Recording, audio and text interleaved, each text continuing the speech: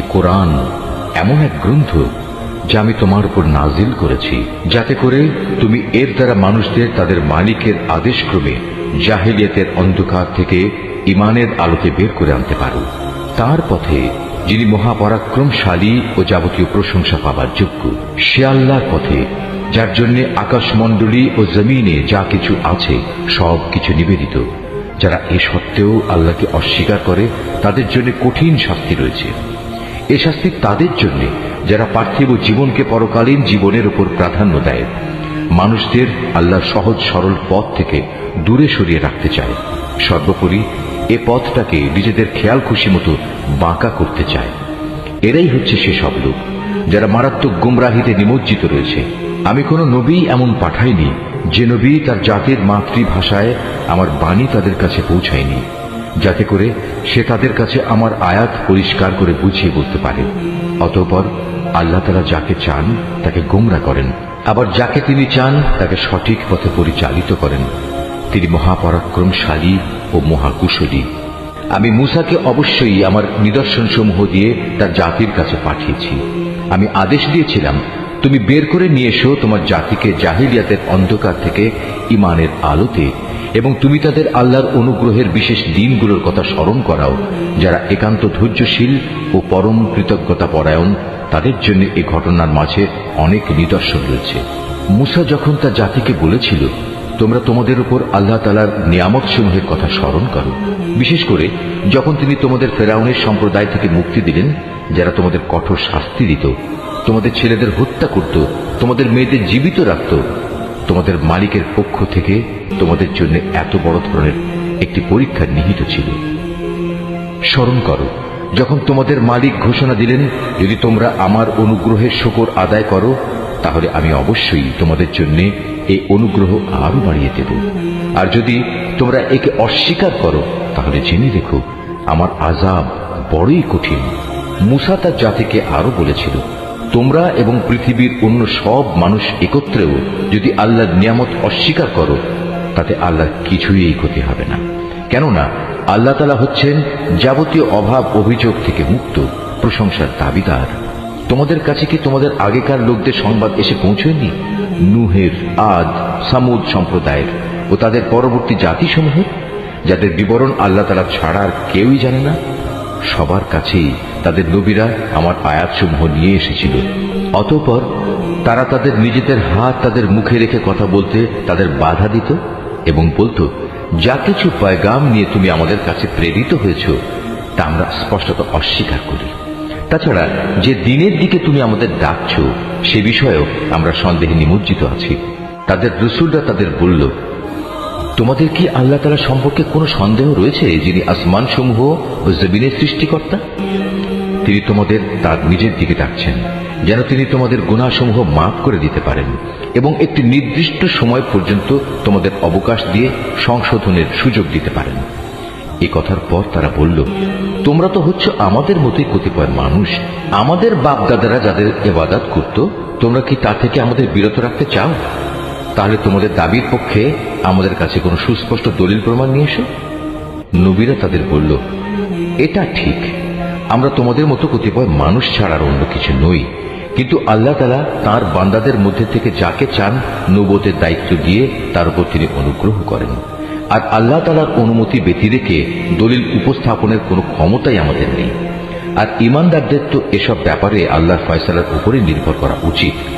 তাছাড়া আমরা আল্লাহ তাআলার উপর নির্ভর করবই বা না কেন? তিনি আমাদের জাহিলিয়াতের অন্ধকার থেকে আলোর পথসমূহে হেদায়েত দান করেছেন। এই আলোর পথে তোমরা আমাদের যে কষ্ট দিচ্ছ তাতে অবশ্যই আমরা ধৈর্য ধারণ করব। সর্বশেষে কারো উপর নির্ভর করতে হলে সবার আল্লাহর উপরে নির্ভর করা উচিত। কাফেররা তাদের রাসূলদের বলল, আমাদের ধর্মীয় গোত্রে তোমাদের ফিরে আসতেই হবে, নতুবা আমরা তোমাদের আমাদের দেশ থেকে বহিষ্কার করে দেব। অতঃপর ঘটনা চরমে পৌঁছলে তাদের মালিক তাদের কাছে এই বলে ওহী পাঠালেন, আমি অবশ্যই জালেমদের বিনাশ করে দেব, আর তাদের নির্মূল করে দেওয়ার পর তাদের জায়গায় আমি অবশ্যই তোমাদের প্রতিষ্ঠিত করব। আমার এই পুরস্কার এমন প্রতিটি মানুষের জন্য যে ব্যক্তি আমার সামনে জবাবদিহিতার জন্য দাঁড়ানোকে ভয় করে এবং আমার কঠোর শাস্তিকেও ভয় করে। এর মোকাবেলায় ওরা একটা চূড়ান্ত ফয়সালা চাইল, আর সে ফয়সালা মোতাবেক প্রত্যেক দুরাচার ও স্বৈরাচারী ব্যক্তি ধ্বংস হয়ে গেল। তার একটু পিছনেই রয়েছে জাহান্নাম। সেখানে তাকে গলিত পুঁজ জাতীয় পানি পান করানো হবে। সে অতি কষ্টে তা গলধকরণ করতে চাইবে, কিন্তু গলধকরণ করা তার পক্ষে কোনো মতেই সম্ভব হবে না। উপরন্তু 4 দিক থেকে তার উপর মৃত্যু আসবে, কিন্তু সে কোনো মতেই মরবে না, বরং তার পেছনে থাকবে কঠোর আযাব। যারা তাদের মালিককে অস্বীকার করে তাদের ভালো কাজের প্রতিফল পাওয়ার উদাহরণ হচ্ছে ছাই ভস্যের একটি স্তূপের মতো। ঝড়ের দিন প্রচন্ড বাতাস এসে যা উড়িয়ে নিয়ে যায়। এভাবে ভালো কাজের দ্বারা যা কিছু এরা অর্জন করেছে তার দ্বারা তারা কিছুই করতে সক্ষম হবে না। আর এটাই হচ্ছে এক মারাত্মক গুমরাহি। হে মানুষ, তুমি কি দেখতে পাও না আল্লাহ তাআলা আসমান সমূহ ও জমিনকে যথাবিধি সৃষ্টি করেছেন?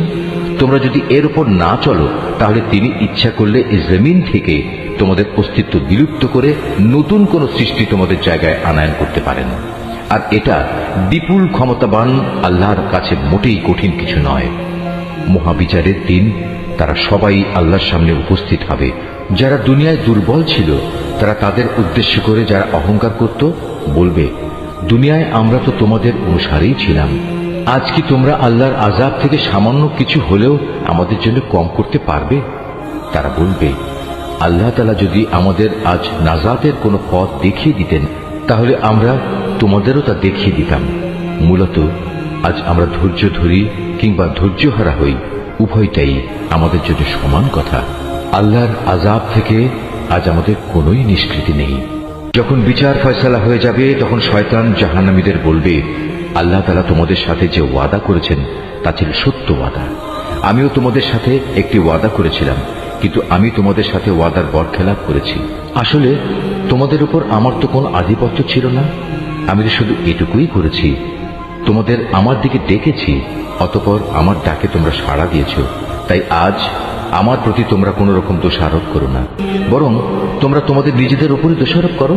আজ আমি যেমন তোমাদের উদ্ধারে কোন রকম সাহায্য করতে পারবো না, তেমনি তোমরাও আমার উদ্ধারে কোনো সাহায্য করতে পারবে না। তোমরা যে আগে আমাকে আল্লাহ শরীক বানিয়েছ আমি তাও আজ অস্বীকার করছি। এমন সময় আল্লাহর ঘোষণা আসবে, অবশ্যই জালেমদের জন্য রয়েছে কঠিন আযাব। অপরদিকে যারা আল্লাহ তাআলার উপর ঈমান আনে এবং সে অনুযায়ী নেক কাজ করে তাদের এমন এক জান্নাতে প্রবেশ করানো হবে যার পাদদেশে প্রবাহিত হবে রং বেরঙের ঝর্ণাধারা। সেখানে তারা তাদের মালিকের অনুমতিক্রমে অনন্তকাল অবস্থান করবে। সেখানে চারিদিক থেকে সালাম সালাম বলে তাদের অভিবাদন হবে। তুমি কি লক্ষ্য করনি আল্লাহ তাআলা কালেমায়ে তাইয়্যিবার কি সুন্দর উপমা পেশ করেছেন? এই কালেমা যেন একটি উৎকৃষ্ট জাতের গাছ, যার মূল জমিনে সুদৃঢ়, যার শাখা প্রশাখা আসমানে বিস্তৃত। সেটি প্রতি মৌসুমে তার মালিকের আদেশে ফল দান করে। আল্লাহ তাআলা মানুষদের জন্য এভাবেই উপমা পেশ করেন, যাতে করে তারা এসব উপমা থেকে শিক্ষা গ্রহণ করতে পারে। আবার খারাপ কালেমার তুলনা হচ্ছে একটি নিকৃষ্ট বৃক্ষের মতো, যাকে জমিনের উপরিভাগ থেকেই মূলোৎপাটন করে ফেলা হয়েছে। এর কোন রকম স্থায়িত্বও নেই। আল্লাহ তাআলা ঈমানদারদের তার শাশ্বত কালেমা দ্বারা মজবুত রাখেন। দুনিয়ার জীবনে এবং পরকালীন জীবনে জালেমদের আল্লাহ তাআলা এমনি করেই বিভ্রান্তিতে রাখেন। তিনি যখন যা চান তাই করেন। হে নবী, তুমি কি তাদের অবস্থা পর্যবেক্ষণ করনি যারা আল্লাহ তাআলার নিয়ামত অস্বীকার করার মাধ্যমে তাকে বদলে দিয়েছে? পরিণামে তারা নিজেদের জাতিকে ধ্বংসের এক চরম স্তরে নামিয়ে এনেছে। জাহান্নামের অতলে, যেখানে তারা সবাই প্রবেশ করবে। কত নিকৃষ্ট সেই বাসস্থান! এরা আল্লাহ তাআলার জন্য তার কিছু সমকক্ষ উদ্ভাবন করে নিয়েছে, যাতে করে সাধারণ মানুষদের তার পথ থেকে বিভ্রান্ত করতে পারে। হে নবী, এদের তুমি বলো, সামান্য কিছুদিনের জন্য তোমরা ভোগ করে নাও, কেননা অচিরেই জাহান্নামের আগুনের দিকে তোমাদের ফিরে যেতে হবে। হে নবী, আমার যে বান্দা ঈমান এনেছে তুমি তাদের বলো তারা যেন নামাজ প্রতিষ্ঠা করে এবং আমি তাদের যে রিজিক দিয়েছি তা থেকে যেন তারা আমারই পথে ব্যয় করে, গোপনে কিংবা প্রকাশ্যে। কিয়ামতের সে দিনটি আসার আগে, যেদিন মুক্তির জন্য কোন রকম সম্পদের বেচাকেনা চলবে না, না এর জন্য কারো কোন রকমের বন্ধুত্ব কাজে লাগবে। তিনিই মহান আল্লাহ তাআলা, যিনি আসমান সমূহ ও জমিন সৃষ্টি করেছেন এবং আসমান থেকে পানি বর্ষণ করেছেন। তা দিয়ে আবার জমিন থেকে তোমাদের জীবিকার জন্য নানা প্রকারের ফলমূল উৎপাদন করেছেন। তিনি যাবতীয় জলযানকে তোমাদের অধীন করেছেন, যেন তাঁরই ইচ্ছা অনুযায়ী তা সমুদ্রে বিচরণ করে বেড়ায়, এবং এ কাজের জন্য তিনি নদী নালাকেও তোমাদের অধীন করে দিয়েছেন। তিনি চন্দ্র সূর্যকেও তোমাদের অধীন করে দিয়েছেন। এর উভয়টা একই নিয়মের অধীনে চলে আসছে। আবার তোমাদের সুবিধার জন্য রাত দিনকেও তিনি তোমাদের অধীন করেছেন। তোমরা তার কাছ থেকে প্রয়োজনে যত কিছুই চেয়েছ তার সবই তিনি তোমাদের সামনে এনে হাজির করেছেন। এবং তোমরা যদি সত্যি সত্যি তার সব নিয়ামত গণনা করতে চাও, তাহলে কখনোই তা গণনা করে শেষ করতে পারবে না। মানুষ আসলেই অতিমাত্রায় সীমা লঙ্ঘনকারী ও নিয়ামতের প্রতি অকৃতজ্ঞ বটে। স্মরণ করো, যখন ইব্রাহিম আল্লাহর কাছে দোয়া করল, হে মালিক, এ মক্কা শহরকে শান্তি ও নিরাপত্তার শহরে পরিণত করো, এবং আমাকে ও আমার সন্তান সন্ততিদের মূর্তি পূজা করা থেকে দূরে রেখো। হে আমার মালিক, নিঃসন্দেহে এ মূর্তিগুলো বহু মানুষকে গোমরা করেছে। অতঃপর যে আমার আনুগত্য করবে সে আমার দলভুক্ত হবে, আর যে ব্যক্তি আমার নাফরমানি করবে তার দায়িত্ব তোমার উপর নয়। নিশ্চয়ই তুমি ক্ষমাশীল ও পরম দয়ালু। হে আমাদের মালিক, আমি আমার কিছু সন্তানকে তোমার পবিত্র ঘরের কাছে একটি অনুর্বর উপত্যকায় এনে আবাদ করলাম, যাতে করে হে আমাদের মালিক এরা নামাজ প্রতিষ্ঠা করতে পারে। তুমি তোমার দয়ায় এমন ব্যবস্থা করো যেন মানুষদের অন্তর এদের দিকে অনুরাগী হয়। তুমি ফলমূল দিয়ে তাদের রিজিকের ব্যবস্থা করো, যাতে ওরা তোমার নিয়ামতের শুকর আদায় করতে পারে। হে আমাদের মালিক, আমরা যা কিছু গোপন করি এবং যা কিছু প্রকাশ করি, নিশ্চয়ই তুমি তা সব জানো। আসমান সমূহে কিংবা জমিনের যেখানে যা কিছু ঘটে, এর কোনোটাই আল্লাহর কাছে গোপন থাকে না। সব প্রশংসা আল্লাহ তাআলার জন্য, যিনি আমাকে আমার এই বৃদ্ধ বয়সে ইসমাইল ও ইসহাক তুল্য দুটো নেক সন্তান দান করেছেন। অবশ্যই আমার মালিক তার বান্দাদের দোয়া শোনেন। হে আমার মালিক, তুমি আমাকে নামাজ প্রতিষ্ঠাকারী বানাও, আমার সন্তানদের মাঝ থেকেও নামাজি বান্দা বানাও। হে আমাদের মালিক, আমার দোয়া তুমি কবুল করো। হে আমাদের মালিক, যেদিন চূড়ান্ত হিসাব কিতাব হবে, সেদিন তুমি আমাকে, আমার পিতা মাতাকে এবং সকল ঈমানদার মানুষদের তোমার অনুগ্রহ দ্বারা ক্ষমা করে দিও। হে নবী, তুমি কখনো মনে করো না এ জালেমরা যা কিছু করে যাচ্ছে তা থেকে আল্লাহ তাআলা গাফিল রয়েছেন। আসলে তিনি তাদের সেদিন আসা পর্যন্ত অবকাশ দিয়ে রাখছেন, যেদিন তাদের চক্ষু স্থির হয়ে যাবে। তারা আকাশের দিকে চেয়ে ভীত সন্ত্রস্ত অবস্থায় দৌড়তে থাকবে। তাদের নিজেদের প্রতি নিজেদের কোনো দৃষ্টি থাকবে না, ভয়ে তাদের অন্তর বিকল হয়ে যাবে। হে নবী, তুমি মানুষদের একটি ভয়াবহ দিনের আযাব আসা থেকে সাবধান করে দাও। এমন দিন সত্যি যখন এসে হাজির হবে, তখন এ জালিম লোকেরা বলবে, হে আমাদের মালিক, আমাদের তুমি কিছুটা সময়ের জন্য অবকাশ দাও, এবার আমরা তোমার ডাকে সাড়া দেব এবং আমরা তোমার রসুলদের অনুসরণ করব। জবাবে বলা হবে, তোমরা কি সেসব লোক যারা ইতিপূর্বে শপথ করে নিজেদের মধ্যে বলাবলি করতে তোমাদের এই জীবনের কোনোই ক্ষয় নেই, অথচ তোমরা তাদের পরিত্যক্ত বাসভূমিতেই বাস করতে, যারা তোমাদের আগে নিজেদের উপর নিজেরা জুলুম করেছিল, এবং এ কারণে আমি তাদের প্রতি কি এ ধরনের আচরণ করেছিলাম তাও তোমাদের কাছে সুস্পষ্ট ছিল। তোমাদের জন্য আমি তাদের দৃষ্টান্ত উপস্থাপন করেছিলাম। সোজা পথে এরা বিভিন্ন চক্রান্তের পন্থা অবলম্বন করেছে। আল্লাহর কাছে তাদের সেসব চক্রান্ত লিপিবদ্ধ আছে, যদিও তাদের সে চক্রান্ত দেখে মনে হচ্ছিল তা বুঝি পাহাড় টলিয়ে দিতে পারবে। হে নবী, তুমি কখনো আল্লাহ তাআলাকে তার নবীদের দেয়া প্রতিশ্রুতি ভঙ্গকারী মনে করো না। অবশ্যই আল্লাহ তাআলা মহাপরাক্রমশালী ও প্রতিশোধ গ্রহণকারী। প্রতিশোধ হবে সেদিন যেদিন এ পৃথিবী ভিন্ন আরেক পৃথিবী দ্বারা পরিবর্তিত হয়ে যাবে। একইভাবে আসমানসমূহ ভিন্ন আসমানসমূহ দ্বারা বদলে যাবে এবং মানুষরা সব হিসাবের জন্য এক মহা ক্ষমতাধর মালিকের সামনে গিয়ে হাজির হবে। সেদিন তুমি অপরাধীদের সবাইকে শৃঙ্খলিত অবস্থায় দেখতে পাবে।